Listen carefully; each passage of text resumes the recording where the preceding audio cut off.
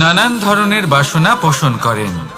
তাদের নানান ইচ্ছে থাকে, অভিলাষা থাকে, নানান কামনা করতে থাকেন, স্বপ্ন দেখেন, প্রার্থনা করেন যেন তা সফল হয়, নিজের সম্পন্নতা কামনা করেন, আর শেষে নিরাশ হয়ে যান কারণ এসব কিছুই পান না। আপনাকে একটা ছোট্ট উদাহরণ দিই। জঙ্গলের রাজা কাকে বলা হয়? সিংহকে। এবার যেহেতু সিংহ বনের রাজা, তাই হরিণ তো তার কাছে এসে এটা বলতে পারে না যে আপনি হলেন বনের রাজা, তাই আপনি আমাকে মেরে ফেলুন, আমাকে খেয়ে ফেলুন আর নিজের ক্ষুধা নিবারণ করুন। এমন তো হয় না। সিংহ যতই বনের রাজা হোক, তাকেও পরিশ্রম অবশ্যই করতে হয়, তবেই তার ক্ষুধার নিবারণ হয়।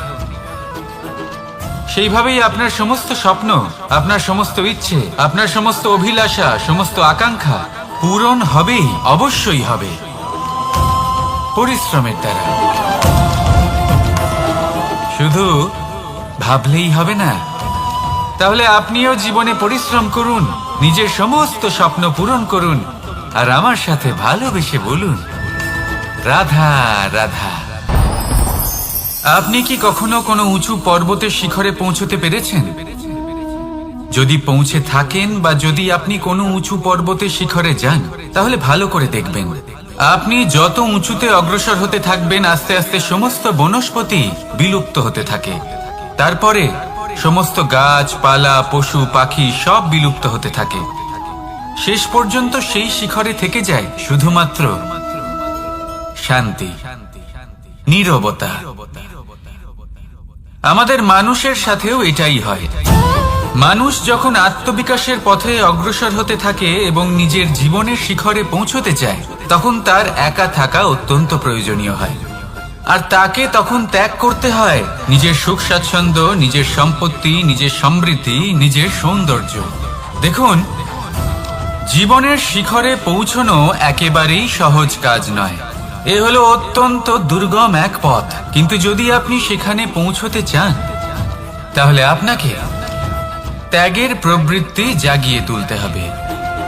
ত্যাগ কি সেটা জানতে হবে, কারণ ত্যাগের ফলেই মনে শান্তি আসে, আর সেই শান্তির ফলে মনে উৎপন্ন হয় প্রেম। আর এই প্রেমই হলো জীবনের অন্তিম লক্ষ্য।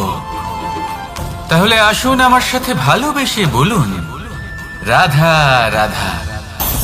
অধিকার, এটা না কোনো সাধারণ শব্দ, না কোনো ব্যবসা, নিজেই একটা অদ্ভুত ব্যাপার এই অধিকার।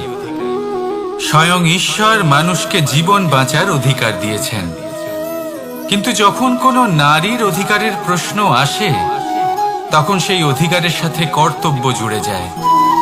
এবার নারীর অনেক অধিকারের মধ্যে একটা অধিকার হলো নিজের স্বামী নির্বাচন করা।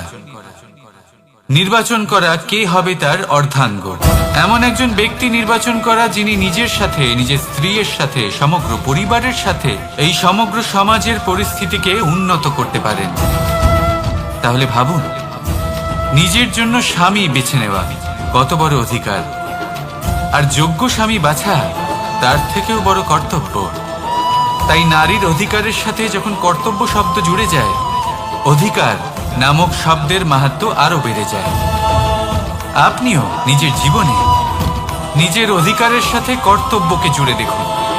যদি এরকম করেন, তাহলে সমস্ত স্বপ্ন পূর্ণ হবে, আর মন প্রসন্ন হয়ে বলবে, রাধা রাধা। কর্ম, কর্ম সর্বদাই শান্ত মনে করুন। ভিতের সেই ইটের মতো করুন যে শান্তভাবে 7 হাত গভীরে অবস্থান করে।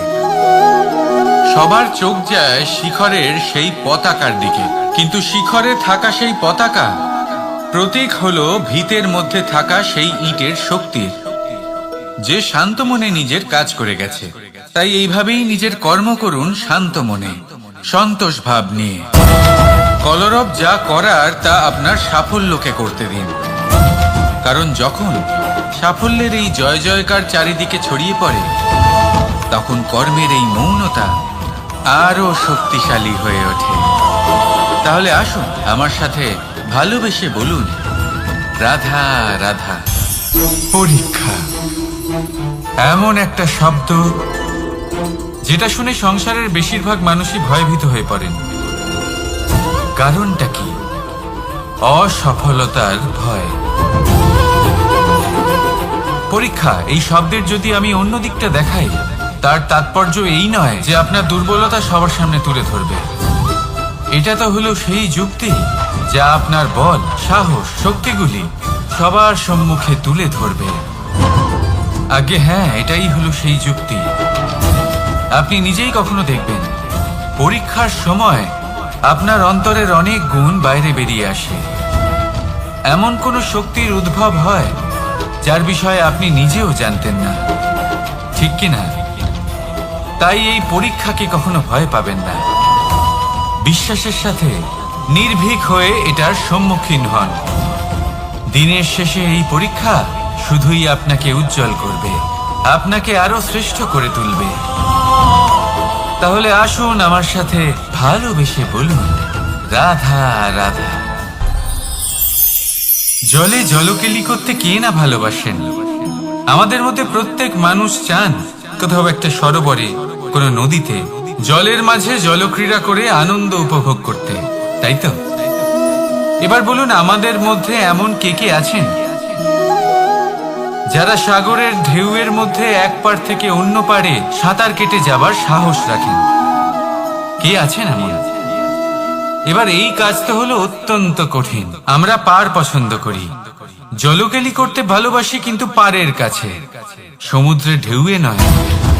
কিন্তু একটা কথা মনে রাখবেন, যেই দিন এই পাড়ের কথা ভুলে গিয়ে আমরা সাগরের ঢেউয়ের সাথে লড়াই করার সাহস রাখব, সেই দিনই সাগরের ঢেউয়ের সাথে লড়াই করার শক্তিও আমরা পেয়ে যাব। পাড় আমাদের অত্যন্ত প্রিয়, আমাদের সুরক্ষিত রাখে, কিন্তু এটা আমাদের দুর্বল করে তোলে। তাই এই পাড়ের মায়া ত্যাগ করুন আর সাগরের ঢেউয়ের সাথে লড়াই করার সংকল্প নিন। নিজের প্রতি বিশ্বাস রাখুন, তারপর দেখুন কি হয়। সফলতার শিখরে আপনার এই জীবন পৌঁছবে আর ভালোবেসে বলবে, রাধা রাধা। মানুষ যখনই নিজের জীবনে নতুন কিছু করতে যায় তখন ভয়ভীত হয়ে থাকে। ভাবে, যদি আমি অসফল হই তাহলে কি হবে? কে কি ভাববে? কেউ আমাকে দেখে হাসবে কিনা? যদি আমি আমার মতামত দিই তাহলে বলবো, এইসব পরীক্ষার সম্মুখীন হতে কখনো ভয় পাবেন না। কারণ যাই হোক না কেন, পরিণাম দুটোই হতে পারে। একটা হয় আপনি জিতে যাবেন, দ্বিতীয় পরিণাম আপনি হেরে যাবেন। খুব সোজা। যদি জিততে পারেন আপনি সবাইকে নেতৃত্ব দিতে পারবেন, কিন্তু যদি আপনি হেরে যান তাহলে আপনার কাছে সেই অভিজ্ঞতা থাকবে যা দিয়ে আপনি আগামী প্রজন্মের পথপ্রদর্শক হবেন। এবার ভাবুন, এই অভিজ্ঞতা দ্বারা আপনি কাউকে সাহায্য করছেন যা দিয়ে সে নিজের স্বপ্ন পূরণ করতে পারবে। খুব পুণ্যের বিষয় এটা। একটা সহজ কথা জেনে রাখুন, জয় হোক বা পরাজয়, দুটো একই দিকে নিয়ে যায়, আর সেটা হলো জয়ের দিকে। শুধু নিজের দৃষ্টিভঙ্গি শুভ করে তুলুন আর নিজের পরীক্ষাগুলিকে সীমিত করে তুলবেন না। নিজের এই সীমাগুলিকে আহ্বান জানান। নিজের ব্যক্তিত্বকে বিশাল করে তুলুন, শক্তিশালী করে তুলুন। আর আমার সাথে ভালোবেসে বলুন, রাধা রাধা। এই সম্পর্ক হলো গুরু এবং শিষ্যের। গুরু হলেন ধনুকের সেই প্রত্যঞ্চার মতো যিনি নিজেকে পেছনে রেখে শিষ্যকে তার গন্তব্যের দিকে এগিয়ে দেন, তাকে নিজের লক্ষ্য ভেদ করতে দেন, আর সর্বদাই কঠোর হয়ে থাকেন যাতে শিষ্য কখনোই নিজের লক্ষ্যচ্যুত না হয়। ধন্য হলেন এমন গুরু যারা শিষ্যকে নিজের গন্তব্যে পৌঁছেও দেন এবং তার সব কৃতিত্ব তাকেই দেন, নিজের শিষ্যকে, নিজের বাণকে। তাহলে আপনারা চিরকাল এরকম গুরুকে মনে রাখবেন, সর্বদা তাদের সম্মান করবেন, সর্বদা তাদের ভালোবাসবেন, কখনো জীবনে পিছিয়ে পড়বেন না আপনি। আসুন আমার সাথে ভালোবেসে বলুন, রাধা রাধা। আপনি কখনো আতর মেখেছেন? একটা শ্রেষ্ঠ আতরের গুণ হলো ওকে মাখার পরে অনেক দিন পর্যন্ত তার সুবাস থেকে যায়। তারপরে আপনি বস্ত্র বদল করুন বা রেখে দিন, তার সুবাস থেকেই যায়। এবার ধরে নিন এই আতর হলো আপনার কর্ম, আর আপনার শরীর, আপনার বস্ত্র হলো আপনার জিহ্বা। যত শ্রেষ্ঠ আপনার কর্ম হবে তত বেশি এই সংসার আপনাকে জানবে। আপনার কর্ম যদি সর্বশ্রেষ্ঠ হয় তাহলে সারা জীবন মনে রাখবে, আর জীবনের পরেও আপনাকে ভুলবে না।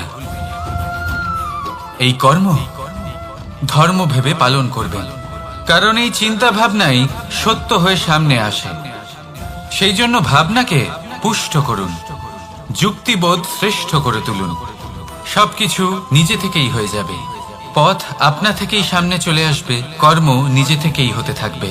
শুধু কর্ম ধর্ম মনে করে পালন করতে থাকুন, আর আমার সাথে ভালোবেসে বলুন, রাধা রাধা। এই জীবন, এই জীবন দেখতে গেলে কিন্তু খুবই কঠিন। এই জীবন কি করি হে নারায়ণ, এটাকে একটু সহজ কি করে করে তোলা যায়, এই প্রশ্নই তো আসছে মনে। এর উত্তর স্বয়ং সেই মানুষের মধ্যেই লুকিয়ে, তার সিদ্ধান্তে, তার নির্বাচনের মধ্যে লুকিয়ে। এবার জীবনের যে কঠিন সময়গুলো থাকে সেগুলো সেই প্রসঙ্গের মতোই হয়। যেমন ধরুন, আপনি হাঁটছেন হাঁটছেন আর হঠাৎ করে পায়ে কাঁটা ফুটে গেল। এবার আপনি কি করবেন? এমনও ব্যক্তি আছেন যারা সেই কষ্টের কারণে, সেই কষ্ট পাওয়ার ভয় পিছিয়ে আসেন। এমনও কিছু ব্যক্তি থাকেন যারা সেই আঘাতে নিরাময় করার জন্য সময় নষ্ট করবেন, কতটা জানি না। এমনও কিছু ব্যক্তি থাকতে পারেন যিনি হয়তো সেই কাঁটাকে তুলে নিয়ে তার ব্যবহার গজালের মতো করবেন, তাকে দেওয়ালে পুঁতে একটা সুন্দর ছবি লাগাবেন, যাতে সেই দেওয়াল আরো সুন্দর দেখতে মনে হয়। এটাই জীবনের সাথেও হতে পারে। এবার দেখুন, জীবন হলো কঠিন নাকি অত্যন্ত কঠিন সেটা গুরুত্বপূর্ণ নয়, সেটাকে সরল করার জন্য আপনি কি করছেন সেটা গুরুত্বপূর্ণ। জেনে রাখুন, আমরা সবাই মরণশীল, আমাদের সবার মৃত্যু হবে, প্রত্যেককেই এক না একদিন অবশ্যই মরতে হবে। এবার যখন সেটা হতেই চলেছে, তাহলে ভয় কেন পাবো, চিন্তা কেন করব? দুশ্চিন্তা করলে কি এর সমাধান হয়ে যাবে? কখনোই নয়। যা প্রারব্ধ তা হবেই। তাই জীবন এই কিছুক্ষণ আপনাকে বাঁচার জন্য দিয়েছে, তা বাঁচতে শুরু করে দিন।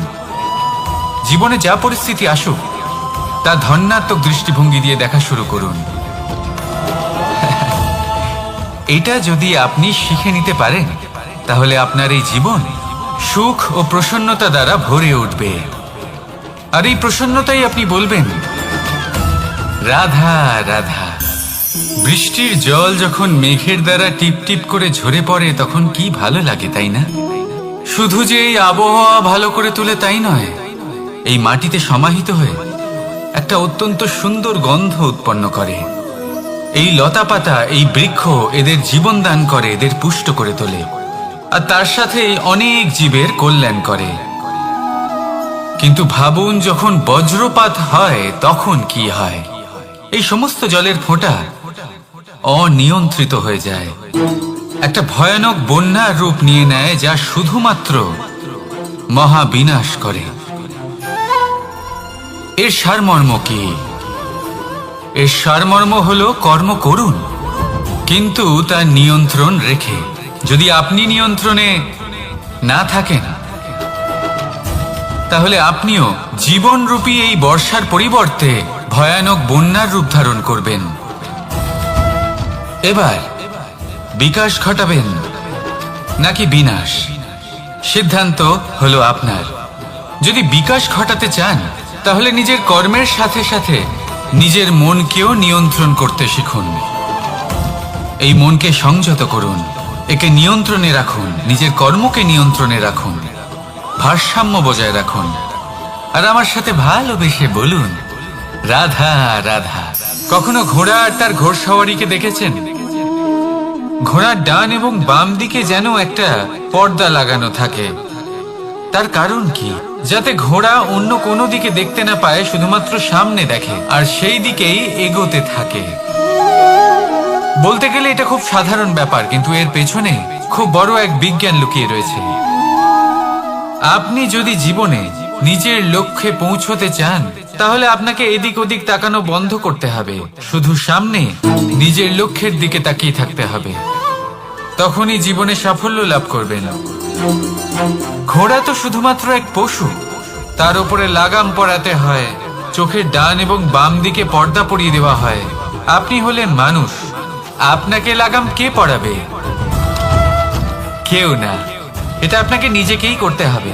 মনের গভীরে প্রবেশ করুন আর আবেগগুলিকে লাগাম পরান, তাদের নিয়ন্ত্রণ করতে শিখুন। আর নিজের দৃষ্টি সামনে, শুধু নিজের লক্ষ্যের দিকে। মনে রাখবেন, যদি আপনার দৃষ্টি শুধুমাত্র নিজের লক্ষ্যে থাকে, তাহলে লক্ষ্যভেদ অবশ্যই করবেন। যদি একাগ্রতা এদিক ওদিক চলে যায়, তাহলে লক্ষ্য হারিয়ে যাবে। রাধা রাধা। যথা রাজা তথা প্রজা, যথা বীজ তথা বৃক্ষ, যথা ভূমি তথা অঙ্কুর। কি সুন্দর শব্দ এগুলি! আর যতটাই সুন্দর ততটাই গভীর হলো তার অর্থ। যেমন রাজা হবেন, প্রজা তেমনই হবেন। যেমন ভূমি হবে, অঙ্কুরও তেমনই হবে। কখনো গভীরে গিয়ে এই কথার অর্থ বোঝার চেষ্টা করেছেন আপনি? রাজা এই শব্দের মূল হলো রজ। রজ কথার অর্থ হলো মাটি। অর্থাৎ রাজা হলেন তিনি যিনি মাটির সাথে যুক্ত। রাজা হলেন তিনি যিনি প্রজাদের সম্মান করবেন, তাদের যত্ন নেবেন, তাদের চোখে জল দেখলেই চিন্তিত হয়ে উঠবেন, তাদের অশ্রু মোছার জন্য সমস্ত সম্ভাব্য চেষ্টা করবেন, তাদের সুখী রাখার জন্য সমস্ত চেষ্টা করবেন। রাজা এরকম হয়। এবার এই সমস্ত গুণ যদি একজন রাজার মধ্যে না থাকে, তাহলে প্রজার মধ্যে অসন্তোষ দেখা যায়। আর এই অসন্তোষ বিদ্রোহের রূপ নেয়। আর এই বিদ্রোহ যে কোনো রূপেই হলো বিনাশকারী। তাহলে রাজার উচিত প্রজাদের রক্ষা করা, এবং প্রজাদেরও উচিত রাজার প্রতি বিশ্বাস রাখা, তার অনুকরণ করা। এই দুজন যখন এক হবেন, তখনই শাসন স্থির হবে, তখনই এই দেশ নিয়ন্ত্রণে থাকবে। যদি দুজনের মধ্যে কোনো একজন নিয়ন্ত্রণ হারান, তখন মহা বিনাশ অবশ্যই হবে। তাহলে রাজা নিজের কর্ম করবেন আর প্রজা নিজের ধর্ম পালন করবেন, আর আমার সাথে ভালোবেসে বলবেন রাধা রাধা। এই বৃক্ষ দেখতে পাচ্ছেন? বটবৃক্ষ। এই সংসারের সব থেকে বড় বৃক্ষের মধ্যে অন্যতম। কি না করে এই বৃক্ষ! অনেক বছর ধরে বেঁচে থাকে এই বৃক্ষ। এই বৃক্ষ সর্বদাই বাড়তে থাকে। কত পশু পাখিদের এই বৃক্ষ আশ্রয় প্রদান করে। পথ চলতি পথচারীদের এই বৃক্ষ ছায়া প্রদান করে, আশ্রয় প্রদান করে, বিশ্রাম করার জায়গা দেয়, শীতল ছায়া দেয়। বটবৃক্ষ সংসারের সব থেকে বড় বৃক্ষদের মধ্যে একটা বৃক্ষ। এই বৃক্ষের বীজ সর্ষে দানার থেকেও ছোট হয়, কিন্তু তা মাটির মধ্যে সমাহিত হয়ে যায়, নিজের খোলসকে ভেঙে প্রথমবার অঙ্কুরিত হয়। আর তারপরে আস্তে আস্তে আস্তে একটা ছোট্ট বীজ একটা বিশাল বটবৃক্ষে পরিণত হয়। জীবনে যদি সাফল্য পেতে চান, তাহলে এইভাবেই এগোতে হবে। ছোট ছোট পদক্ষেপের দ্বারা এই পথ চলা শুরু করতে হবে। সেই জন্য ছোট কাজ করতে কখনো সংকোচ করবেন না, ছোট কাজ করতে কখনো লজ্জা পাবেন না। যদি এই ছোট ছোট কাজ পূর্ণ নিষ্ঠা দিয়ে, পূর্ণ মনোযোগ দিয়ে, সততার সাথে করতে পারেন, তাহলে এই ছোট কাজের আকার বাড়তে থাকবে। তাই কাজগুলিকে কাজের মতোই দেখতে শুরু করুন। ছোট কাজ বা বড় কাজ এরকম ভাববেন না। তাহলে কর্ম করতে থাকুন। জীবনে আপনার অস্তিত্ব বটবৃক্ষের থেকেও বড় করে তুলুন।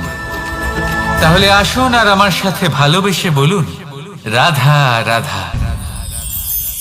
ভগবান আর ভুল, এই দুই একই অক্ষর দিয়ে শুরু হয়। শুধু তাই নয়, এদের দুজনের রাশিও সমান। এবারে আপনারা বলবেন যে ভগবান, ভুল, এদের মধ্যে কিভাবে মিল থাকতে পারে? অনেক বড় মিল আছে। না শুধু এ এক অক্ষর দিয়ে শুরু হয়, বরং এদের বিজয় মন্ত্রটাও এক। ভগবানকে মানুন, তাকে বিশ্বাস করুন, তাকে স্বীকার করুন। এটা করলে মনের দৃষ্টি থেকে ভগবানকে দেখা যায়, আর উনি আপনাকে সমৃদ্ধ করে তোলেন। ভুলের সাথেও এটাই ঘটে। নিজের ভুল স্বয়ং মেনে নিলে, স্বীকার করে নিলে সব কিছুই স্পষ্টভাবে দেখতে পাবেন। যেদিন থেকে আপনি নিজের ভুল মেনে নিতে শিখবেন, সেদিন থেকে সেই ভুল শোধরানোর প্রক্রিয়াও শুরু হয়ে যাবে। আপনি বুঝে যাবেন নিজের ভুল কিভাবে শোধরাতে হয়। তাই মনে রাখবেন, নিজেকে শ্রেষ্ঠ করে তোলার জন্য নিজের ভুল স্বীকার করা অত্যন্ত প্রয়োজনীয়। এই জীবনে শান্তি আনার জন্য ঈশ্বরকে মেনে নেওয়াও অত্যন্ত প্রয়োজনীয়। সবসময় নিজের গুণ এবং নিজের দোষ মনে রাখবেন। আজীবন সুখী থাকবেন। রাধা রাধা। আমরা সবসময় চাই যে এই সংসার আমাদের জ্ঞানী বলবে, বুদ্ধিমান বলবে, বুঝদার বলবে, কিন্তু মূর্খ মূর্খ যেন কেউ না বলে। মূর্খ শব্দটা আমরা কেউ শুনতে চাই না, দূরে পালাতে থাকি। কিন্তু একটা সত্যি সবার কাছে অজানা, যে মূর্খ হওয়া হলো বুদ্ধিমান হওয়ার দিকে সর্বপ্রথম পদক্ষেপ। আপনি যত খুশি দিগ্গজ জ্ঞানী মানুষদের সাথে আলাপ করুন, যত ইচ্ছে কথা বলুন, যতই জ্ঞানের কথা আলোচনা করুন, অভিজ্ঞতা মূর্খ হবার পরেই পাওয়া যায়, তাই নয় কি? মূর্খ হবার পরে আপনি এটা বুঝতে পারবেন যে কি করা উচিত নয়। জ্ঞানী ব্যক্তি আপনাকে এটা বলবেন যে কি করা উচিত। আর এই সংসারে কি করা উচিত তার থেকেও অনেক বড় জ্ঞান হলো কি করা উচিত নয়। সেই জন্য সব সময় মনে রাখবেন, আপনার করা কিছু ভুল আপনাকে যদি কেউ মূর্খ বানিয়ে থাকে, ছল চাতুরি করে থাকে, তাহলে কোনো ব্যাপার নয়। এটা শেষ পর্যন্ত আপনাকে আরো বুদ্ধিমান করে তুলবে। এই মুহূর্তে ধন্যাত্মক থাকুন। এই সংসার আপনাকে অবশ্যই জ্ঞানী বলবে। রাধা রাধা। আপনি কি কখনো একজন মালিকে একটা বাগানের যত্ন নিতে দেখেছেন? যদি কখনো একটা গাছে উই ধরে যায়, মালি তখন শুধু সেই গাছের নয়, সমস্ত বাগানের চিকিৎসা করায়। আপনারা হয়তো বলবেন, এ কেমন মূর্খতা? যখন উই একটা গাছে লেগেছে, সমস্ত বাগানের চিকিৎসা কেন করাতে হবে? এ তো অযথা পরিশ্রম করা। কিন্তু মালি খুব ভালো করে জানে যে উই হয়তো একটা গাছে লেগেছে, কিন্তু তা সমস্ত বাগানকে নাশ করে দিতে পারে। এবার মালির এই শিক্ষা, এই জ্ঞান অন্য অনেক জায়গাতে প্রযোজ্য। এই সংসারে আমরা শুধুমাত্র নিজের পরিবারের কথাই চিন্তা করি, তাদের যত্ন নিই, চেষ্টা করি যেন তারা ভালো থাকেন, সুখে থাকেন। আর সেই সময় এই সমাজের কিছু বিরোধী মনোভাব এই সমাজকে গ্রাস করে ফেলে, এই সমাজকে নষ্ট করে ফেলে। কিন্তু আমাদের নজর শুধু আমাদের পরিবারে থাকে। সেই জন্য যখন কথা ওঠে রাষ্ট্রের, দেশের, তখন তার জন্য সিদ্ধান্ত নিতে হবে, তখন তার জন্য ত্যাগ করতে হবে। আর মনে রাখবেন, যে সমস্যায় আসুক তার সমাধান পূর্ণরূপে বাঞ্ছনীয়। এই সংসারে প্রত্যেক ব্যক্তি যদি নিজের পরিবারেরও খেয়াল রাখেন এবং সমাজেরও খেয়াল রাখেন এবং সঠিকভাবে এই দেশেরও খেয়াল রাখেন, তবেই এই দেশ সম্পন্ন হতে পারবে। তাহলে আপনিও সেই প্রয়াস করুন আর আমার সাথে ভালোবেসে বলুন, রাধা।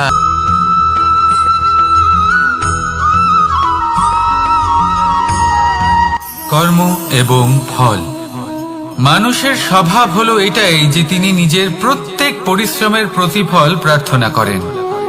বেশিরভাগ সময় এই ফলাফলের চিন্তা করতে করতে, কল্পনা করতে করতে উনি কর্ম করতে থাকেন যে আমি এই কাজটা করলে এই ফল পাবো। সেই সব কল্পনা করতে থাকেন যা না তার হাতে আছে, না আছে অধিকার, আর না আছে নিয়ন্ত্রণ। উনি শুধু নিজের কর্ম করতে পারেন। উনি কি ফল পাবেন তা তার হাতে কখনোই নেই। তাই আপনিও শুধুমাত্র কর্ম করতে থাকুন, ফলের চিন্তা করবেন না। মনে রাখবেন, শিকড় এবং শাখা যেভাবে একে অপরের সাথে জড়িয়ে, সেইভাবেই একে অপরের সাথে জড়িয়ে কর্ম এবং ফল। যেরকম কর্ম আপনি করবেন, সেরকম ফল আপনি অবশ্যই পাবেন। তাই এই ফলের আশায় কর্মের সময় কখনোই নষ্ট করবেন না, কারণ যে ব্যক্তি সময় নষ্ট করেন সময় সেই ব্যক্তিকে অবশ্যই নষ্ট করে দেয়। কর্ম করুন নিঃস্বার্থভাবে, ফলের চিন্তা করবেন না, আর আমার সাথে ভালোবেসে বলুন রাধা রাধা। কর্ম এবং ফল দেখতে গেলে এই সমস্ত ব্রহ্মাণ্ড এই দুইয়ের মাঝেই স্থির হয়ে আছে। মানুষজন কর্ম করেন ভালো ফল লাভের আশায়, আর ভালো ফল লাভের আশায় উনি এটাই ভুলে যান যে উনি যে কর্ম করছেন তা কি করছেন। আমি বলেছিলাম কর্ম করুন ফলের চিন্তা না করে, কিন্তু কি কর্ম করছেন সেই বিষয়ে ভাবাটাও অত্যন্ত আবশ্যক। নয়তো অনেক সময় আমরা এমন কর্ম করে ফেলি যা না চাইতেও বিষে পরিণত হয়, যা হয়েছে দুঃশাসনের সাথে, দুর্যোধনের সাথে, গুরু দ্রোণের সাথে। একজনের মানসিকতা উচিত ছিল না, একজনের বিবেক উচিত ছিল না, আরেকজন যে পক্ষ নির্বাচন করেছিলেন সেই পক্ষ উচিত ছিল না। আর যা কিছু ওনাদের সাথে হলো আপনার আমার আমাদের সকলের সাথে তা হতে পারে। আমি বলেছিলাম কর্ম করুন, ফলের চিন্তা করবেন না, কিন্তু এই কর্মের বিষয়ে বিচার করে দেখাটাও ততটাই আবশ্যক। দেখুন, কর্ম করার উচিত প্রক্রিয়া ফলের চিন্তা না করা, কিন্তু যদি আপনার কর্ম শুভ হয় তাহলে তার ফলও নিয়তি আপনাকেই দেবে। সর্বদা কর্ম করার সময় এটা ভাবুন যে আপনার এই কর্ম এই সংসারকে, এই সমাজকে, আপনার পরিবারকে, আপনার আশেপাশের মানুষজনকে কোন দিশায় নিয়ে যাবে। যদি এটা সবার জন্য মঙ্গলময় হয় তাহলে কর্ম করতে থাকুন। আর হ্যাঁ, নিশ্চিত রূপে ফলের চিন্তা করবেন না। আসুন আমার সাথে ভালোবেসে বলুন রাধা রাধা। বটবৃক্ষের বীজ সর্ষের দানার থেকেও ছোট হয়, কিন্তু যখন তা নিজের রূপ ধারণ করে তখন তা বিশাল বৃক্ষের আকার ধারণ করে, যা সহস্র বছর ধরে বেঁচে থাকে, ছায়া প্রদান করে, পাখিদের আশ্রয় প্রদান করে, আর দেয় পথচারীদের বিশ্রাম করার স্থান। কেন? কারণ সেই ছোট বীজ তা মাটির ভেতরে গিয়ে নিজের খোলস ত্যাগ করে। অন্ধকারে থাকে সে, যতই আলো আসুক না কেন, যতই বর্ষা আসুক না কেন, সব সহ্য করে। আর তারপরে একটা চারা গাছ অঙ্কুরিত হয়, তারপর ধীর গতিতে একটা বিশাল বৃক্ষতে পরিণত হয়। দেখুন, জীবনে কঠিন সময় আসে, এই জন্য নয় যে আপনি হার মেনে নেবেন, এই জন্য আসে যাতে আপনি ভবিষ্যৎ নির্মাণের জন্য নিজেকে তৈরি করতে পারেন। যদি কঠিন সময়ে আপনি ওই বীজের মতো দৃঢ় হয়ে থাকতে পারেন তাহলে আপনিও একদিন সেই বিশাল বৃক্ষের মতো নিজের অস্তিত্ব গড়ে তুলতে পারবেন, যা সহস্র বছর পর্যন্ত মনে রাখা হবে। আসুন আমার সাথে ভালোবেসে বলুন রাধা রাধা। এই ব্রহ্মাণ্ড কত বৃহৎ, তাই না? যার সম্মুখে এই পৃথিবীকেও একটা বিন্দুর মতো মনে হয়। আর এই পৃথিবীতে আমরা কে হই, আমাদের আকার কিরকম, আমাদের অস্তিত্বই বা কি? যখন আমরা এভাবে ভাবি তখন মনে হয় আমরা কিছুই নই। তা আমরা যখন কিছুই নই তাহলে আমরা এত চিন্তা করি কেন? কি ভেবে ভয় পাই? কাকেই বা এত ভয় পাই? কে আমাদের মারতে পারে আর কেই বা আমাদের জন্ম দেবে? আত্মার আসলে না কখনো জন্ম হয় আর না কখনো মৃত্যু। আত্মা শুধুই শরীর বদল করে। আপনি, আমি, আমরা সকলে এই শরীর নয়, আমরা হলাম আত্মা, যা হলো পরম আত্মার পরম অঙ্গ। সেই জন্য মনে রাখবেন, বাইরের কোথাও দেখবেন না, নিজের অন্তরের গভীরে গিয়ে দেখুন, আত্মাকে উপলব্ধি করতে শিখুন। ক্লেশ, ভয়, চিন্তা, এই সব কিছুর থেকে নিজেকে দূরে রাখুন, তাহলেই উপলব্ধি করতে পারবেন পরমাত্মাকে। তাহলে আসুন আমার সাথে ভালোবেসে বলুন রাধা রাধা। পরিবর্তন এই সংসারের শাশ্বত নিয়ম। কোন রাজা নেই যিনি চিরকাল রাজা থাকেন, কোন ধনী ব্যক্তি নেই যিনি চিরকাল ধনী থাকবেন। এই সংসারে সূর্যের স্থান নেওয়ার জন্য চন্দ্রিমার আগমন ঘটে। কোন স্থান যাকে পতিত বলা হয়েছিল সেখানে মহল তৈরি হয়েছে, কোন স্থান যাকে আজ মলিন বলা হয়েছে কাল সেখানে মন্দিরও স্থাপন হতে পারে। কোনো ঋতু চিরকালের জন্য থাকে না, কখনো সময় চিরকাল একরকম থাকে না। আজ যা আপনার কাছে রয়েছে কাল অন্য কারোর ছিল, আজ যে আপনার কাছে রয়েছে কাল তা অন্য কারোর কাছে চলে যাবে।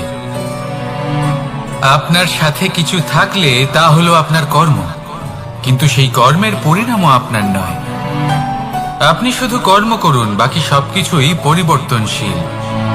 কিন্তু সেই পরিবর্তনকে দেখে ভয় পাওয়ার প্রয়োজন নেই, তাকে স্বাগত জানান। যদি আপনি হাসি মুখে সেই পরিবর্তনকে স্বাগত জানান, তাহলে এই পরিবর্তনও হাসি মুখে আপনার সাথে থাকবে। আসুন আমার সাথে ভালোবেসে বলুন, রাধা রাধা। সঞ্চয়। মানুষের যখন থেকে বোধ বুদ্ধি হয় সঞ্চয় করতে আরম্ভ করে দেন। সঞ্চয় করতে থাকেন ভোজনের, সঞ্চয় অর্থের, সঞ্চয় শক্তির। নিজের জন্য করেন, নিজের পরিবারের জন্য করেন, নিজের স্ত্রীর জন্য করেন, সন্তানের জন্য করেন, সন্তানের সন্তানের জন্য সঞ্চয় করেন। সঞ্চয় করার জন্য ওনার কাছে অনেক কারণ রয়েছে, কারণ উনি এটা ভাবেন যে এই সঞ্চিত শক্তির জন্য কেউ ওনার কোনো ক্ষতি করতে পারবে না। মানুষ ভুলে যান একটা গুরুত্বপূর্ণ কথা, এই সত্য, উনি এই সংসারে খালি হাতেই এসেছিলেন, আর এখান থেকে ওনাকে খালি হাতেই যেতে হবে। যা এখানকার তা এখানেই থেকে যাবে। আর যদি কিছু ওনার সাথে যায় তা হলো ওনার কর্ম, আর কিচ্ছু নয়। তাই যদি কিছু অর্জন করতে চান তাহলে শুভ কর্ম অর্জন করুন, আত্মশক্তি অর্জন করুন, কারণ পরলোকে এটাই হবে আপনার সম্পত্তি। তাহলে কি এটা আপনি অর্জন করতে চান না? আসুন আর আমার সাথে ভালোবেসে বলুন, রাধা রাধা। সদিচ্ছা। দেখতে গেলে 3 অক্ষরে তৈরি এই শব্দ, কিন্তু সমস্ত ত্রিলোক তার উপরই আধারিত।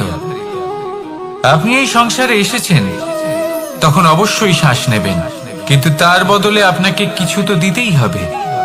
আপনার উপর নির্ভর করছে আপনি কি দেবেন। কি দেবেন এই সংসারকে, এই সমাজকে, নিজের পরিবারকে, আর তার বদলে কি নেবেন? যশ নাকি অপযশ? দেখুন, এক ছিল রাবণ, যে কিনা সমুদ্র পার করলো সীতাকে অপহরণ করার জন্য, আর এক ছিলেন রামচন্দ্র, যিনি সমুদ্র পার করেছিলেন, সেতু বানিয়ে গিয়েছিলেন সীতাকে ফিরিয়ে নিয়ে আসার জন্য। দুজনেই সমুদ্র পার করেছিলেন, শুধু পার্থক্য ছিল সদিচ্ছাকে বোঝার, লক্ষ্যের। অনেক মানুষের যাত্রা একরকম হতেই পারে, কিন্তু আনন্দ তখনই লাভ করবেন যখন লক্ষ্য শুভ হবে, মহান হবে। এই লক্ষ্য দিয়ে এই সংসারের কল্যাণ হবে এবং মানুষের সম্মান হবে। যদি আপনার সংকল্প উচিত হয় তাহলে আপনার লক্ষ্য উচিতই হবে, নয়তো শুধুমাত্র বিনাশ হবে। আর উচিত এটাই হবে যে বিনাশের হাত থেকে যেন নিজেকে বাঁচানো যায়, কি বলেন? তাই জীবনে যে লক্ষ্য স্থির করছেন মনে রাখবেন তা যেন শুভ লক্ষ্য হয়। যদি এরকম হয় তাহলে আপনার যাত্রা, আপনার জীবন দুটোই শুভময় হবে। আসুন আর আমার সাথে ভালোবেসে বলুন, রাধা রাধা। সুরক্ষা। এই সুরক্ষা আসলে কি? এটা কি কোনো কবচ নাকি কোনো সীমা? এই সুরক্ষা আসলে অন্য কিছু। আমাদের মাতা পিতা, আমাদের প্রিয়জন, আমাদের বন্ধু, এই সমাজ, আমাদের শুভাকাঙ্ক্ষী, আমাদের আত্মীয়, এনারা সবাই আমাদের জীবনে কোনো না কোনো ভাবে সুরক্ষা দিয়ে থাকেন, একটা কবচ দিয়ে থাকেন কোনো না কোনো রূপে। কিন্তু দেখতে গেলে আমাদের পরাক্রমের পথে, আমাদের বীরত্বের পথে, আমাদের সাহসের পথে এই সুরক্ষাই সব থেকে বড় বাধা হয়ে দাঁড়ায়। একবার ভেবে দেখুন, যদি আপনি কোনো সুরক্ষাই না পান, বা যদি আপনি এই সুরক্ষা ভেঙে বাইরে আসতে পারেন, তাহলে আপনার বীরত্ব চরম সীমায় পৌঁছে যায়। কেন? কারণ তখন আপনি জানেন যে এই সংসারের সম্মুখীন আমাদের নিজেদেরই হতে হবে। আপনি বুঝে যান যে শত্রুর সম্মুখীন এবার নিজের বলের দ্বারা, নিজের পরাক্রমের দ্বারা, নিজের সাহসের দ্বারা করতে হবে। আর তখন আমাদের মনের মধ্যে এই শক্তি জাগ্রত হয়। এই শক্তি অন্তরেই বসবাস করে, শুধু এটা চিনে নিতে হবে, একে জাগ্রত করতে হবে। আর এটা সুরক্ষা ভেঙে যাওয়ার পরেই সম্ভব হয়। আর যারা নিজের শক্তি সম্পর্কে জানেন, যিনি নিজেই জানেন তিনি কতটা শক্তিশালী, তিনি নিজেই নিজের সুরক্ষা কবচ চিরকালের মতো ভেঙে ফেলে দেন, ঠিক কর্ণের মতো। আর তারপরে দেখুন, আপনার পরাজয় হোক বা বিজয়ী হোক না কেন, সেটাই অনেক বড় হয়, সেটাই প্রশস্ত হয়ে থাকে। সেই জন্য ত্যাগ করুন নিজের ভয়কে, নিজের আশেপাশের এই সুরক্ষা চক্রকে ভেঙে ফেলুন, আর সম্মুখীন হন এই সংসারের নিজের শত্রু সম্মুখীন হন। পরাক্রমের এই অঙ্কুর, তা অঙ্কুরিত হওয়ার জন্য বীজের উপরের এই কবচ, এটা ভেঙে যাওয়া অতি আবশ্যক। আসুন আমার সাথে ভালোবেসে বলুন, রাধা রাধা। যখন আমরা হাঁটতে থাকি আর আমাদের পায়ে কাঁটা বিঁধে যায়, তখন মুখ দিয়ে আহ বেরিয়ে আসে, কান্না চলে আসে, আর অনেক সময় অভিশাপও বেরিয়ে আসে। কিন্তু আমরা কি কখনো এটা এইভাবে দেখেছি, এইভাবে ভেবেছি যে আমরা যে পথে চলেছি সেই পথে কাঁটা বিঁধেছে, নাকি আমরা সেই পথ নির্বাচন করেছি যাতে শুধুই কাঁটা রয়েছে? নাকি আমরা এভাবে ভেবে দেখেছি যে এই কাঁটা আমাদের কষ্ট দিতে এসেছে, নাকি এটা আমরাই বিছিয়ে রেখেছিলাম? সাবধান থাকা উচিত ছিল, কারণ কাঁটা বিঁধলে যন্ত্রণা হবে, চিৎকার করে ফেলতে পারি, মুখ থেকে অভিশাপও বেরিয়ে আসতে পারে। কিন্তু এই অভিশাপ শুধুমাত্র আমাদের তরফ থেকে অভিশাপ হয়, সামনের ব্যক্তিটির ওপরও নির্ভর করে।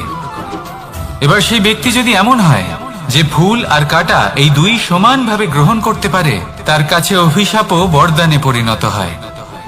শেষ পর্যন্ত ব্যাপারটা দাঁড়ায় ভাবনা, চিন্তা, দৃষ্টিভঙ্গির ওপর। কারণ আপনার এই ভাবনাই সত্যি হয়ে সামনে আসে। সেই জন্য এই ভাবনা, চিন্তা, মানসিকতাকে গুরুত্ব সহকারে দেখবেন। এই বিবেচনা নিয়ে বিবেচনা করতে শিখুন। আমার কথার অর্থ হলো যে জীবনে যখন এরকম কিছু একটা ঘটবে, তখন ভেবে দেখুন যে এরকম কেন হলো। আপনি কি এমন কোনো কর্ম করেছিলেন যার কর্মফল এটা?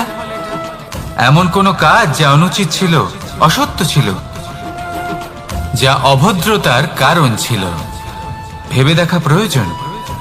দেখুন, ইচ্ছে হলো আপনার যে আপনি কি করতে চান, ভাবনা আপনার, সত্য আপনার, জীবন আপনার, সিদ্ধান্ত আপনার। আসুন আর আমার সাথে ভালোবেসে বলুন, রাধা রাধা। সময়, এই সময় আসলে কি? এই সময় একটা সরল রেখা তো কখনোই নয়। সময় হলো একটা চক্র, যেখানে এর আদি সেখানেই হলো এর অন্ত, আর যেখানে তা শেষ হয় সেখান থেকেই তার শুরু হয়। এই সময় একটা অত্যন্ত বিচিত্র চিন্তা, বিচিত্র ভাবনা, একটা বিচিত্র বস্তু যা কেউ বুঝতে পারেন না। এই সময়ের লীলা, এর কোনো প্রমাণ নেই, কোনো জ্ঞান নেই, কোনো পরিমাপ নেই। শুধু এটুকু আমরা জানতে পারি, যেখানে শেষ হবে সেখান থেকে একটা নতুন সূচনাও হবে। যা আজ আপনার কাছে আছে, কাল অন্য কারোর কাছে যাবে, তারপরে তার কাছ থেকেও অন্য কারোর কাছে যাবে, তারপরে তার থেকেও ছিনিয়ে নেওয়া হবে। এই নিয়তির একজনের কাছ থেকে অন্যজনের কাছে আদান প্রদানের এই সময় হলো আপনার সময়। এই সময়ের সদ্ব্যবহার করুন, এই সময়কে বাঁচুন। আপনাকে শুধু এটাই সুনিশ্চিত করতে হবে যে আপনি কোন পক্ষে আছেন। আর সত্যি বলতে কি, আপনার জীবনের পরিণাম নির্ভর করে আপনার নির্বাচনের ওপর। আপনি কোন পক্ষ নির্বাচন করছেন।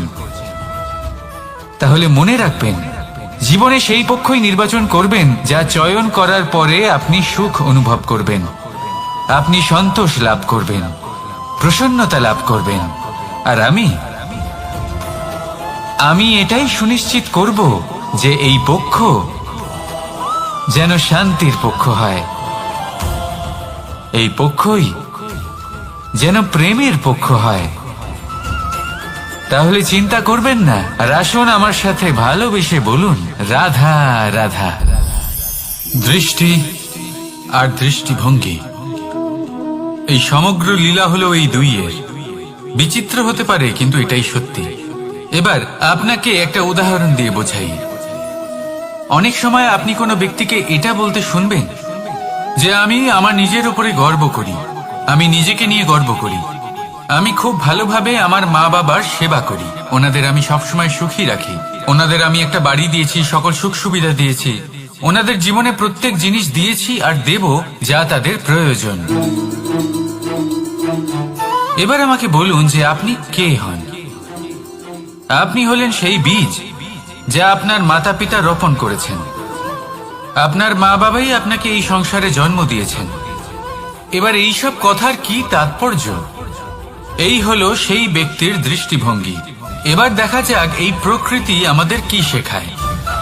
কখনো কোনো গাছকে দেখবেন, যখন সেই গাছে ফল আসে, সে মালিকে এটা বলে না যে দেখো আমি তোমাকে ফল খেতে দিচ্ছি।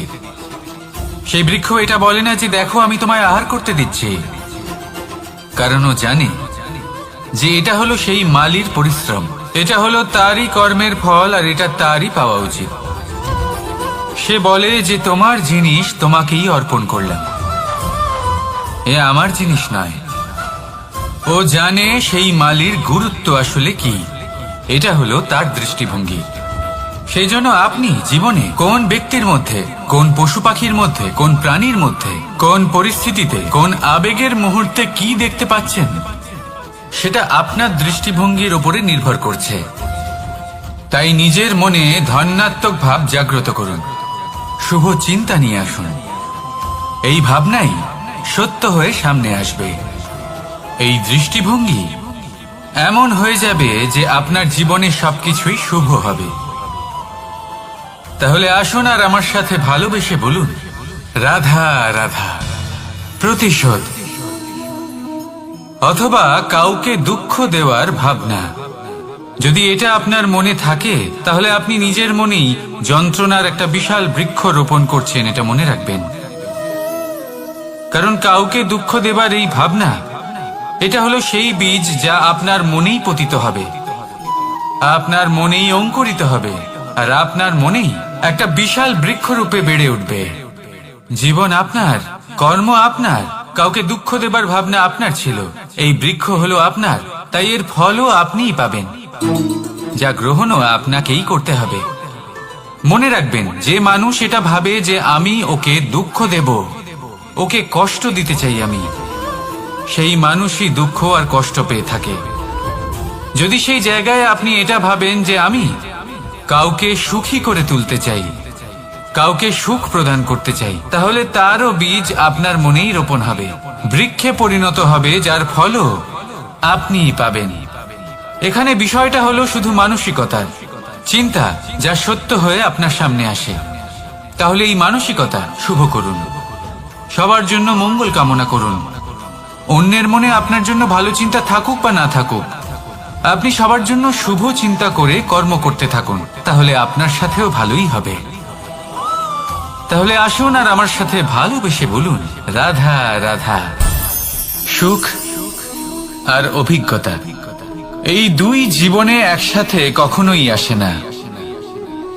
মনে রাখবেন, যেখানে সুখ থাকে সেখানে অভিজ্ঞতা থাকে না, আর যখন এই সুখ আমাদের জীবন থেকে দূরে চলে যায়, তখন আমাদের জীবনে আসে এই অভিজ্ঞতা। পরমাত্মা, প্রকৃতি, নিয়তি এই অভিজ্ঞতাকে আমাদের জীবনে পাঠান, যাতে আমরা একটা অত্যন্ত গুরুত্বপূর্ণ শিক্ষা, একটা জ্ঞান প্রাপ্ত করতে পারি। এই অভিজ্ঞতা আমাদের শেখায় যে অতীতে এমন কি হয়েছিল যা আমাদের করা উচিত হয়নি। আমাদের শেখায় ভবিষ্যতে এমন কি আছে যা আমাদের করা উচিত আর কি করা উচিত নয়। দেখতে গেলে এই অভিজ্ঞতা আমাদের সেই শিক্ষা দেয় যার জন্য আমরা সুখের দিকে উচিতভাবে অগ্রসর হতে পারি। সেই জন্য জীবনে যখনই দুঃখ আসবে, দুঃখের এই সময় আসবে, তখন হতাশ হবেন না। বোঝার চেষ্টা করুন এই পরিস্থিতি কেন এসেছে, কি শিক্ষা দিতে এসেছে। যদি আপনি সেই জ্ঞান লাভ করেন, সুখের পথে অগ্রসর হন, তাও উচিত রূপে, তাহলে এই অভিজ্ঞতার উদ্দেশ্য পূরণ হয়ে যায়। তাহলে আসুন আর আমার সাথে ভালোবেসে বলুন, রাধা রাধা। জীবনে শিখরে পৌঁছানোর জন্য মানুষের কি প্রয়োজন হয়ে থাকে? সিঁড়ির। কিন্তু তাও প্রত্যেক মানুষ, প্রত্যেক ব্যক্তি শিখরে পৌঁছতে পারেন না। এর কারণ কি?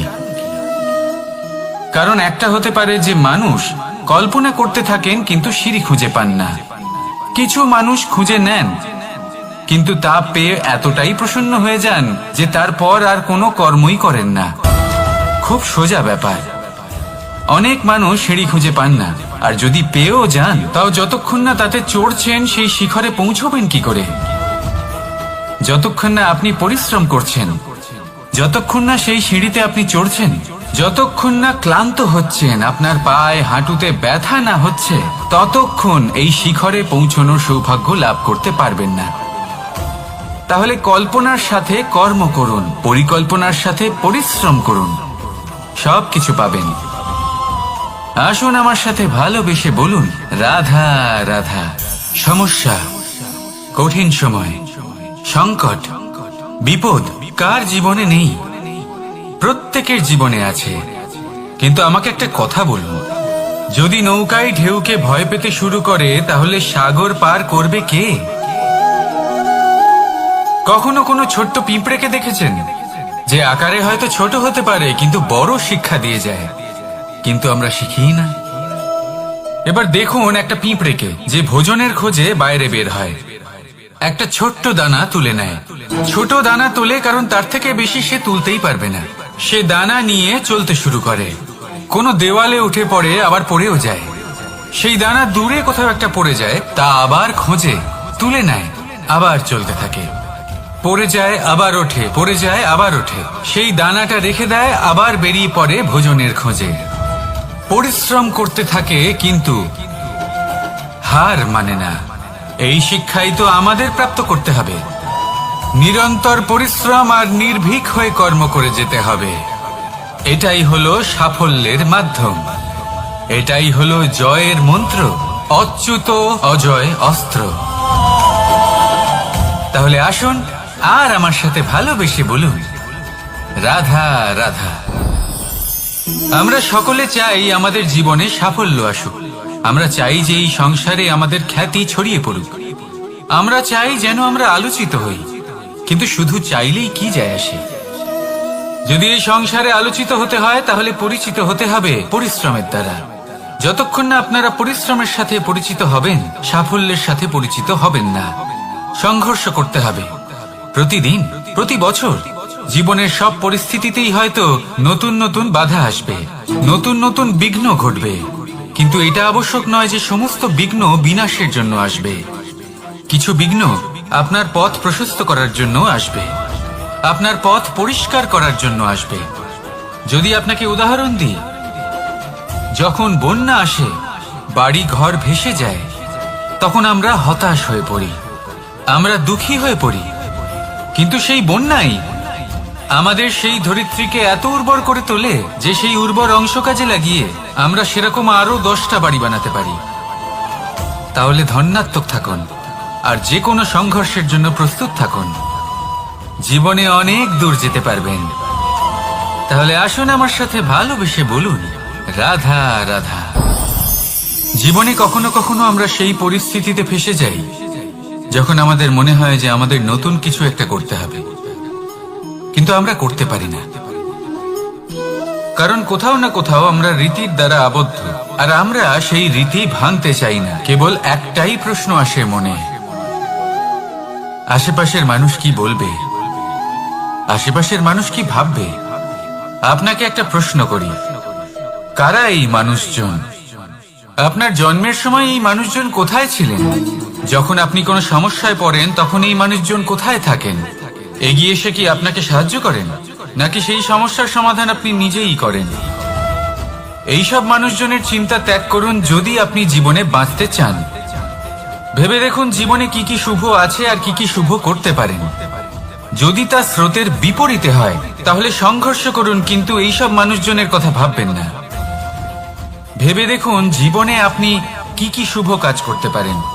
এটা ভাবুন যে আপনি কখনো এমন কোনো কাজ করে ফেলেননি তো যার জন্য কারোর হৃদয় আহত হয়েছে। শুভর দিকে নিজের চিন্তা কেন্দ্রীভূত করুন, আপনার জীবনে সব কিছু শুভই হবে। তাহলে আসুন আমার সাথে ভালোবেসে বলুন, রাধা রাধা। আজকাল আপনি দেখে থাকবেন যে মা বাবা শুধুমাত্র সন্তানকে ভালোবাসেন তা নয়, তাদের মোহেও জড়িয়ে পড়েন। বিদ্যালয়ে যখন পাঠান তখন সমস্ত সুযোগ সুবিধা দিয়েই পাঠান। চেষ্টা করেন যে সবসময় যেন সন্তান তাদের চোখের সামনেই থাকে। কিন্তু ভুলে যান এক অত্যন্ত গুরুত্বপূর্ণ কথা, যে সন্তানকে এক নতুন দৃষ্টিভঙ্গি দেওয়াই হলো ওনাদের কর্তব্য। সেই জন্য পুরাতন কালে শিষ্যদের গুরুকুলে পাঠানো হতো, বাড়ির থেকে দূরে। কারণ বাড়ি ছেড়ে যাওয়া এক সন্তানের জন্য, এক শিষ্যের জন্য অত্যন্ত শুভ লক্ষণ হয়। যখন সে বাড়ির থেকে দূরে, গৃহস্থের থেকে দূরে থাকবে, তখন এই সংসারকে সে এক নতুন দৃষ্টিভঙ্গি দিয়ে দেখবে, পরখ করবে, বুঝতে পারবে, আর সবকিছু নিজে থেকেই শিখে যাবে কখন আক্রমণ করতে হয়, কখন পিছু হটতে হয়, কিভাবে এই সংসারের সম্মুখীন হতে হয়। আর এটা আপনার দৃষ্টি ওকে শেখাতে পারবে না, ওর অভিজ্ঞতা ওকে শেখাতে পারবে। তাই মনে রাখবেন, যদি আপনি চান যে আপনার সন্তানের বিকাশ হোক, তাহলে অনেক সময় ওকে নিজের থেকে দূরে নিয়ে যেতে হয়। যদি মোহে আবদ্ধ থাকেন তাহলে ওর বিকাশ কখনোই হবে না। তাহলে আসুন আমার সাথে ভালোবেসে বলুন, রাধা রাধা। কখনো কখনো মানুষ মনে করেন যে সে নিজেই সব থেকে বেশি শক্তিশালী, তিনি হলেন জ্ঞানী। দেখুন, এটা ভালো ব্যাপার যে আপনার মধ্যে শক্তি আছে, জ্ঞান আছে, আর এটা শুধু আপনার জন্য নয়, এই সমস্ত সমাজের জন্য, দেশের জন্য, সমগ্র পৃথিবীর জন্য অত্যন্ত আবশ্যক। কিন্তু এই কথাটাও বোঝা অত্যন্ত আবশ্যক যে এই জ্ঞান যেন কখনো অহংকার না হয়ে ওঠে। যখন মানুষের মধ্যে জ্ঞান থাকে তখন সে রাম হয়ে ওঠে। রাম, যিনি সমুদ্রের বুকে সেতু বানিয়েছিলেন, বানর সেনার দ্বারা রাক্ষস রাজকে পরাজিত করেছিলেন, আর চিরকালের জন্য সবার কাছে আদর্শ হয়ে উঠেছিলেন। আর যদি মানুষের মনে অহংকার জন্মায়, তাহলে সে রাবণ হয়ে ওঠে। দেশে বিদেশে যতই খ্যাতি থাকুক না কেন, সে রাক্ষস হয়ে ওঠে, নিজের সাথে সাথে সমস্ত কুলের বিনাশ করে বসে। এবার জ্ঞান নাকি অহংকার, আপনার কি চাই সেই সিদ্ধান্ত আপনার, আর আপনার এই সিদ্ধান্তই নিশ্চিত করবে যে আপনার কর্ম কি হবে, আর আপনার এই কর্মই নিশ্চিত করে দেবে আপনার প্রারব্ধ কি হবে। তাহলে শুভ কর্ম করুন আর আমার সাথে ভালোবেসে বলুন, রাধা রাধা। কোনো বাগানের কোনো বৃক্ষকে দেখেছেন যেখানে সুগন্ধি ফুল থাকে, রসালো ফল থাকে, তখন মন প্রফুল্ল হয়ে ওঠে, মন থেকে সেই বৃক্ষের প্রতি ভালোবাসা জন্মায়। কিন্তু যিনি বাগানের মালিক, শুধুমাত্র তিনিই জানেন যে কিভাবে এই বৃক্ষকে আগলে রাখতে হয়, কিভাবে তার পরিচর্যা করলে এতে সুন্দর সুগন্ধি ফুল হবে, রসালো ফল হবে। কখনো কখনো প্রয়োজনের থেকে বেশি রোদ পেলে এই বৃক্ষগুলি শুকিয়ে যায়, প্রয়োজনের থেকে কম রোদ পেলেও এই বৃক্ষ কিন্তু শুকিয়ে যায়। প্রয়োজনের থেকে কম জল যদি পায়, এই বৃক্ষ শুকিয়ে যেতে পারে। প্রয়োজনের থেকে অতিরিক্ত জল যদি পায়, তখনও এই বৃক্ষের শিকড়গুলি নষ্ট হয়ে যেতে পারে। এবার এটাই কিন্তু আমাদের সংসারের সাথেও হয়। আমাদের সংসারের সকল প্রতিভাশালী ব্যক্তি, যেমন লেখক, বিচারক, প্রবক্তা, যোদ্ধা, এদের সবার ক্ষেত্রে এই কথাটাই প্রযোজ্য। যদি বেশি প্রশংসা করা হয়, তাহলেও এরা হারিয়ে যাবেন। প্রয়োজনের থেকে বেশি যদি নিন্দা করা হয়, তখনও তারা নত হয়ে পড়বেন।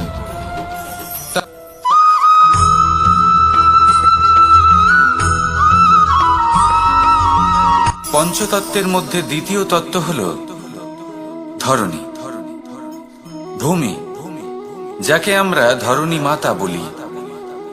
এই ধরণী ধৈর্য ধারণ করে, আর এর ওপরেই আমাদের সমগ্র সংসার নির্ভরশীল। কারণ এই ভূমি সহ্য ক্ষমতা রাখে, এর সহ্য ক্ষমতা হলো অপরিসীম। সন্তান যতই আঘাত প্রদান করুক না কেন, প্রেম পূর্বক সহ্য করে, আর তার বদলে অমূল্য রত্ন প্রদান করে। সন্তান যদি হাল চালায়, তাহলে তার বদলে তাকে অন্ন প্রদান করে। এটাই হলো ধরণী। এবার এর থেকে আমরা কি শিক্ষা পেতে পারি? এটাই যে কারোর জন্য কিছু করা বা কাউকে কিছু দেওয়া মনে কোনো কামনা ছাড়াই। আর এই কথাটা বুঝে যান, যদি কারোর জন্য কামনা না রেখে বা কোনো পাওয়ার আশা না রেখে কারোর জন্য কিছু করেন বা কারোকে কিছু দেন, যদি এটা আপনি শিখতে পারেন, তবে আপনি ভালোবাসতে শিখে গেছেন। আর সেই জন্যই এই ধরিত্রীকে মাতা বলা হয়। কারণ মাতা শুধু উনি নন যিনি গর্ভে সন্তানকে ধারণ করেন, মাতা তো উনিও যিনি জীবন বাঁচতে শেখান, যিনি জীবন বাঁচার উদাহরণ প্রদান করেন। তাহলে ধরনীর থেকে এই নিঃস্বার্থ ভাব শিখুন, নিঃস্বার্থ ভালোবাসা শিখুন, আর এই ভালোবাসার সাথেই বলুন রাধা রাধা।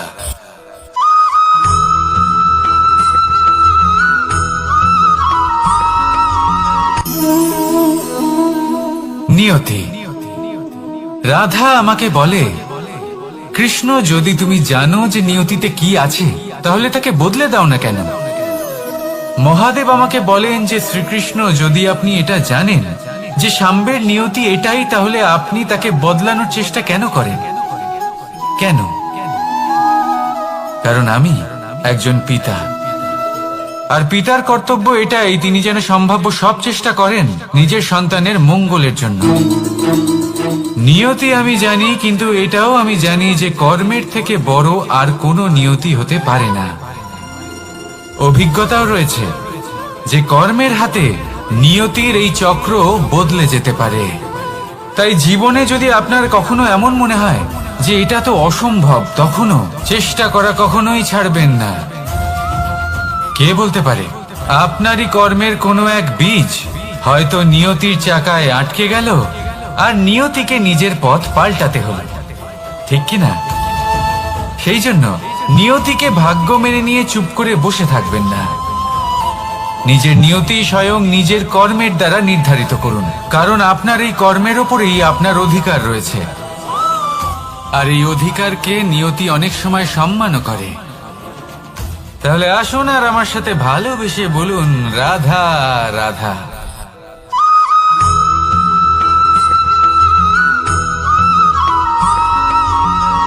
মানুষ ভাবেন যে ধন অর্জন করা হলো অত্যন্ত গুরুত্বপূর্ণ।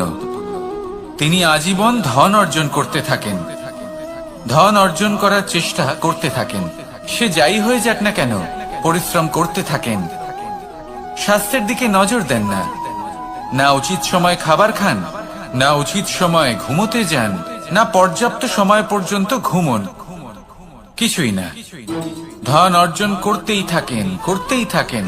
আর কিছু সময় পরে যখন তিনি অসংখ্য ধন লাভ করে ফেলেন, তখন তার সাথে ওনার শরীরে অনেক রোগ বাসা বাঁধে।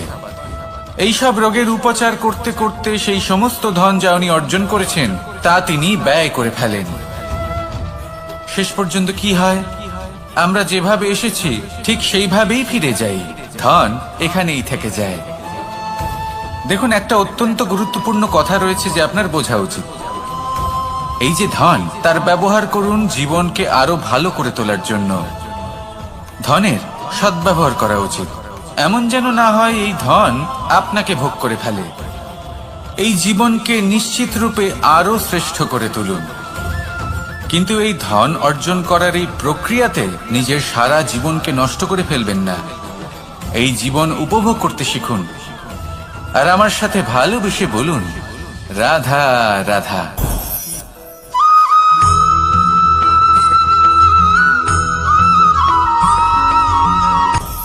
আপনি কখনো পর্বতের শিখরে উঠেছেন?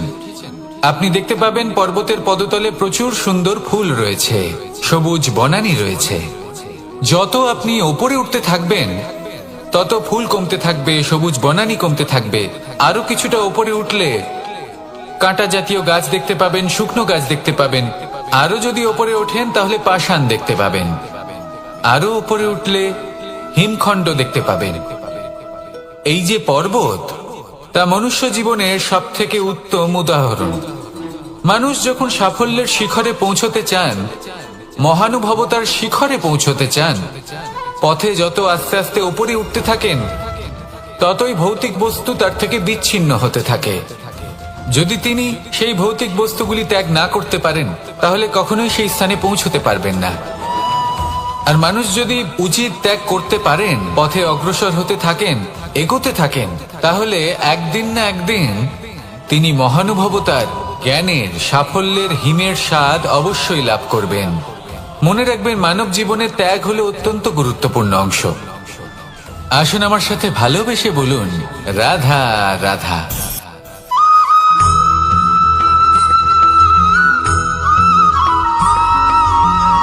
কেউ বলে জীবন খুব ক্ষণস্থায়ী, কেউ বলে জীবন হলো একটা সুন্দর স্বপ্নের মতো, আবার কেউ বলবে জীবন হলো এক কঠোর সত্য।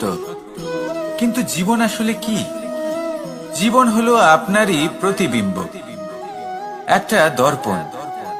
অর্থাৎ আপনি জীবনকে সেইভাবেই পাবেন যেরকম আপনি নিজেকে প্রতিপন্ন করবেন। যদি আপনি দর্পণের দিকে তাকিয়ে হাসেন, তাহলে আপনি সামনে হাসি মুখী দেখতে পাবেন। এবার যদি আপনি গম্ভীর হয়ে থাকেন, তাহলে আপনি একজন রুষ্ট ব্যক্তি দেখতে পাবেন। শেষে সবথেকে বেশি গুরুত্বপূর্ণ হলো আপনার চেষ্টা। আপনাকে সবসময় চেষ্টা করতে হবে যাতে আপনি নিজেকে প্রসন্ন এবং ইতিবাচক মনোভাবে রাখেন। এটা হলো আপনারই উত্তরদায়িত্ব, তাকে পালন করুন। এই মনকে প্রসন্ন রাখুন, এই সংসারকে সুন্দর বলে মনে হবে। আর এই মন প্রসন্ন হয়ে বলবে, রাধা রাধা।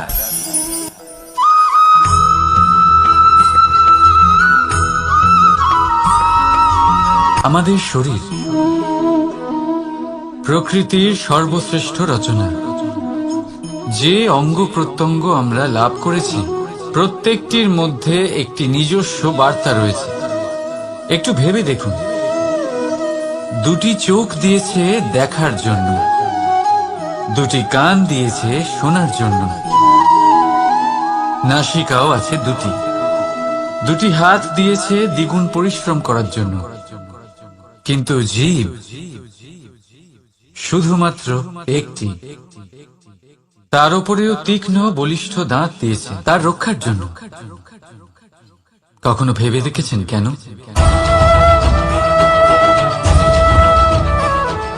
কারণ শব্দ আর শব্দের প্রয়োগ মানুষের সবচেয়ে বড় অস্ত্র, যার প্রয়োগ যত ভেবে চিন্তে করা যায়, মানুষ তার জীবনে ততটাই উপরে উঠতে পারে। তাহলে মনে রাখুন, দেখুন, শুনুন আর বুঝুন বেশি, বলুন কম। রাধা রাধা।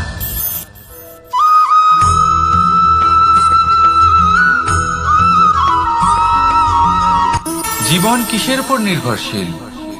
ধনের ওপর? বৈভবের অনুভব যদি আপনি করতে চান, তাহলে তা পাবেন শুধু একতার দ্বারা, সংগঠনের দ্বারা। যদি আপনাকে উদাহরণ দিই, নিজের এই হাতটাকে দেখুন, 5টা আঙুল রয়েছে। কোনো একটা বস্তুকে নিজের একটা আঙুল দ্বারা তুলে ধরার চেষ্টা করে দেখুন, বড়ই কষ্ট হবে।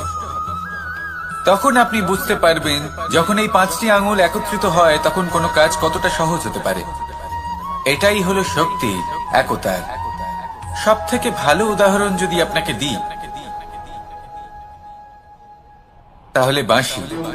এই বাঁশি থেকে অত্যন্ত মধুর সুর নির্গত হয়, যা সবার মন প্রসন্ন করে দেয়। এই কথা সত্যি।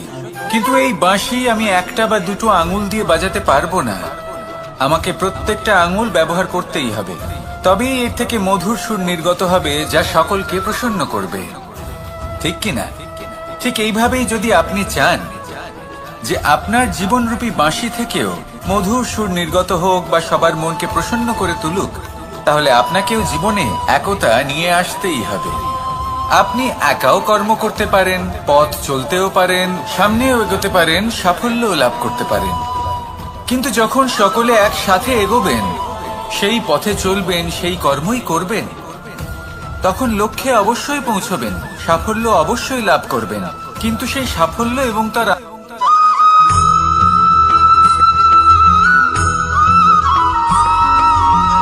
এই সংসারে সব থেকে বেশি কোমল বস্তু হলো রেশম। এই রেশম এতটাই কোমল হয় যে এর পুরো একটা থান শুধুমাত্র একটা হাতে ধরা সম্ভব। কখনো ভেবে দেখেছেন এই রেশম কিভাবে হয়? একটি কীট তার লালার দ্বারা উৎপন্ন হয়। এই কীট সেই রেশমকে পাক দিতে থাকে, পাক দিতেই থাকে, আর আস্তে আস্তে তার মধ্যেই জড়িয়ে পড়ে। শেষে ওর এই সুন্দর অমূল্য সৃষ্টি রেশমের এই সুতো, তার নির্মাণ কার্য পূর্ণ হয়। কিন্তু তাতেই ও নিজে বন্দী হয়ে যায়। নিজেরই মায়াজালের এই বন্দী গৃহে নিজেই ফেঁসে যায়। এবার এই সুতোকে ব্যবহারযোগ্য করে তোলার জন্য এই কীটগুলিকে এই কবচের সাথেই ফুটন্ত জলে ফেলে দেওয়া হয়। এই সংসারে যদি আমাদের স্বপ্ন এই সংসারের দুঃখ হরণ করার জন্য, এই সংসারে সুখ বিতরণ করার জন্য হয়, তবেই আমাদের প্রগতি সম্ভব। যদি আমাদের এই স্বপ্ন শুধুই আমাদের এবং আমাদের স্বার্থ সিদ্ধির জন্য হয়, তাহলে এই স্বপ্ন আমাদের অন্ধ করে দেবে, আমাদের অন্ধকারের পথে নিয়ে যাবে, আর আমরাও সেই কীটের মতো হয়ে যাব। নিজেদেরই মায়াজালে আমরা নিজেই ফেঁসে যাব, আর শেষে আমরা যদি কিছু লাভ করি তা হবে একাকিত্ব, অন্ধকারময় মৃত্যু। তাই স্বপ্ন অবশ্যই দেখুন, কিন্তু এমন ভাবে স্বপ্ন দেখবেন না যে তার এই বন্দিগৃহে আপনি নিজেই ফেঁসে গেলেন। স্বপ্ন দেখুন পরোপকারে।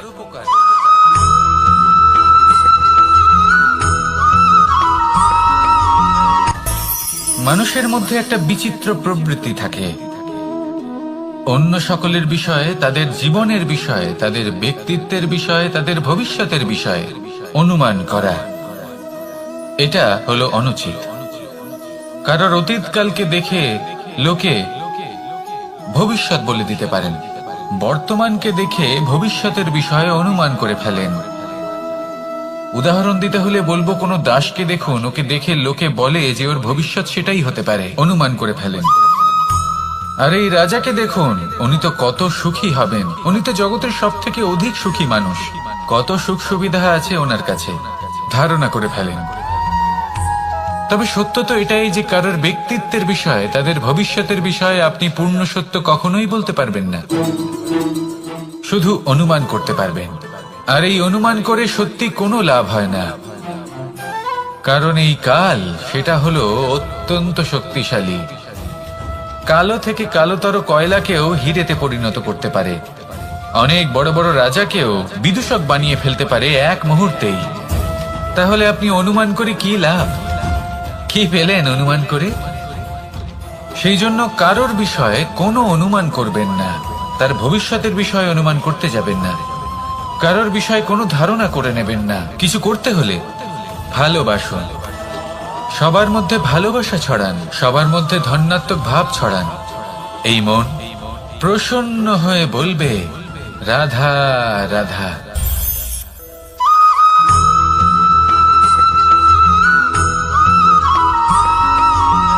পঞ্চতত্ত্বের মধ্যে দ্বিতীয় তত্ত্ব হল ধরণী, ভূমি, যাকে আমরা ধরণী মাতা বলি। এই ধরণী ধৈর্য ধারণ করে, আর এর ওপরেই আমাদের সমগ্র সংসার নির্ভরশীল।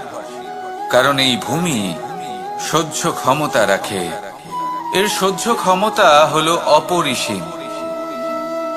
সন্তান যতই আঘাত প্রদান করুক না কেন, প্রেম পূর্বক সহ্য করে, আর তার বদলে অমূল্য রত্ন প্রদান করে।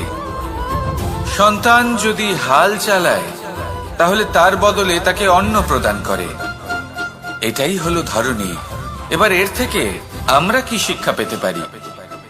এটাই যে কারোর জন্য কিছু করা বা কাউকে কিছু দেওয়া মনে কোনো কামনা ছাড়াই। আর এই কথাটা বুঝে যান, যদি কারোর জন্য কামনা না রেখে বা কোনো পাওয়ার আশা না রেখে কারোর জন্য কিছু করেন বা কারোকে কিছু দেন, যদি এটা আপনি শিখতে পারেন, তবে আপনি ভালোবাসতে শিখে গেছেন। আর সেই জন্যই এই ধরিত্রীকে মাতা বলা হয়। কারণ মাতা শুধু উনি নন যিনি গর্ভে সন্তানকে ধারণ করেন, মাতা তো উনিও যিনি জীবন বাঁচতে শেখান, যিনি জীবন বাঁচার উদাহরণ প্রদান করেন।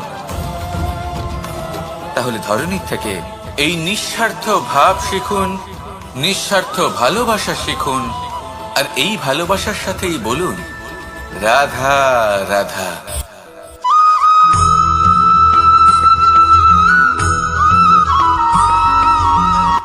সংসারে আমাদের জীবনে যখন কোনো